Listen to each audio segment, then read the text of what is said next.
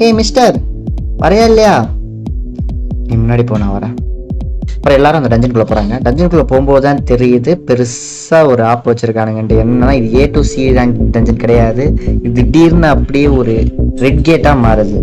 Red gate அப்படின்னா என்னன்னா S rank ஈக்குவலான ஒரு டஞ்சன்னு சொல்லலாம். இதில் ஸ்பெஷலான ஆப் என்ன அப்படின்னு பார்த்தீங்கன்னா, ஒன்ஸ் உள்ளே போயாச்சுன்னா அது க்ளோஸ் ஆகிடும்.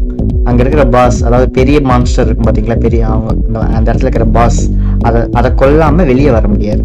இங்கே என்ன நடக்குது? என்னது இந்த கேட்? ஓ வே, இது ரெட்டா மாறுது. இது ஒரு ரெட் கேட். மெயின் அட்டாக் ஃபோர்ஸுக்கு கால் பண்ணுங்க. அது சங் ஜின்வோ தானே? நான் இப்போவே மெயின் அட்டாக் ஃபோர்ஸுக்கு கால் பண்ணுறேன். சார், இது ஒரு ரெட் கேட். ரெட் கேட்டா?